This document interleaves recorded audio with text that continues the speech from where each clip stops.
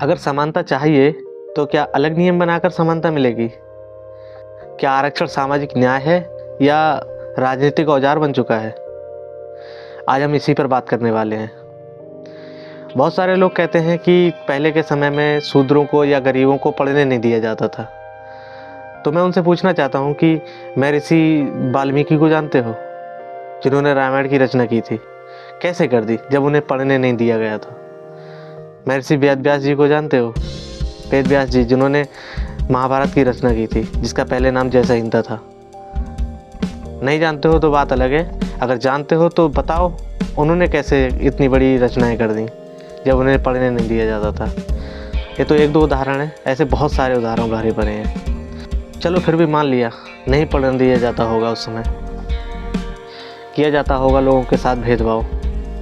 संविधान निर्माण के समय भीमराव अंबेडकर ने वंचित वर्गों के लिए, शोषित वर्गों के लिए आरक्षण दिया था, सिर्फ 10 साल के लिए। वो आरक्षण सिर्फ 10 साल के लिए था, लेकिन इमरजेंसी रिलीफ की चीज़ को परमानेंट बीमारी बनाकर छोड़ दिया है आज के समय में। राजनीतिक आरक्षण को शुरुआत में सिर्फ 10 साल के लिए दिया गया था, लेकिन इसे बार बार बढ़ाकर 1950 से 2026 तक बढ़ाया गया। 75 साल से ज़्यादा हो चुके हैं इस आरक्षण को।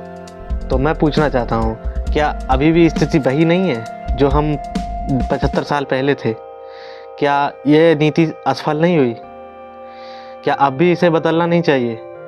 संविधान का अनुच्छेद 14 कहता है कि कानून के लिए सब बराबर हैं, लेकिन उसी संविधान में ये लिखा है कि एक 95% वाला छात्र एक सीट के लिए तरसता है और एक 40% वाला छात्र प्रवेश पा जाता है। तो मुझे बताइए, यहाँ पे कहाँ बराबरी हो रही है? इसमें तो सरासर अन्याय हो रहा है ना। 1979 में मंडल आयोग का गठन हुआ, 1990 में ये लागू हुआ, 1992 में सुप्रीम कोर्ट ने फैसला किया था कि ज़्यादा से ज़्यादा 50% आरक्षण रहेगा, लेकिन आज के समय में कई राज्यों में 60-70% से ज़्यादा आरक्षण कर दिया गया है और क्रीमी लेयर का तो सिद्धांत ही ख़त्म कर दिया गया है आज के समय में।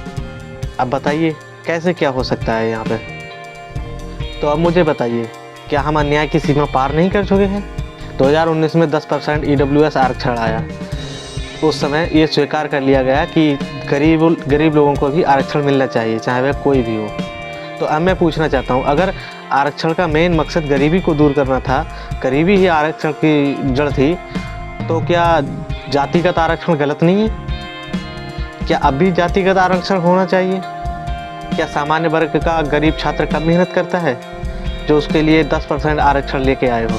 देश को ऐसे डॉक्टर, इंजीनियर, प्रशासनिक अधिकारी चाहिए जो योग्य हों, पर चयन में ही अगर जाति को प्राथमिकता दे दी जाएगी तो क्या असली टैलेंट नीचे नहीं दब जाएगा? क्या हमें इसके बारे में बिल्कुल नहीं सोचना चाहिए? हर चुनाव में इसे बढ़ाने की बात की जाती है, नई जातियों को आरक्षण दिया जाता है, पर कोई भी इसे ख़त्म करने की बात नहीं करता। क्यों? क्योंकि यह एक वोट बैंक बन चुका है। अगर जो भी इसे ख़त्म करने की बात कहेगा वो सत्ता में नहीं आएगा। अगर कोई नीति 75 साल बाद भी वैसी ही बनी हुई है तो क्या उसमें सुधार की ज़रूरत नहीं है, या वो सिर्फ एक निर्भरता बनाकर छोड़ दी गई है? अगर सामाजिक असमानता ख़त्म करनी है तो शिक्षा को प्राथमिकता दो, अच्छी शिक्षा दो, गांवों में स्कूल कॉलेज खोलो, स्कॉलरशिप दो, लोग बच्चों को पढ़ाई करने के लिए प्रॉपर टीचर रखो, आर्थिक आधार पर सहायता दो, आरक्षण की समय सीमा तय करके इसे ख़त्म करो। आज के समय में स्थायी आरक्षण की ज़रूरत नहीं है, स्थायी अवसर की ज़रूरत है। समानता का मतलब विशेषाधिकार नहीं होता। अगर हम सच में बराबरी चाहते हैं तो हमें जाति से उठकर एक अलग नीति बनानी होगी जिससे भेदभाव खत्म हो, वरना सामाजिक न्याय नहीं बल्कि स्थायी विभाजन हो जाएगा इस देश का। क्या आपको लगता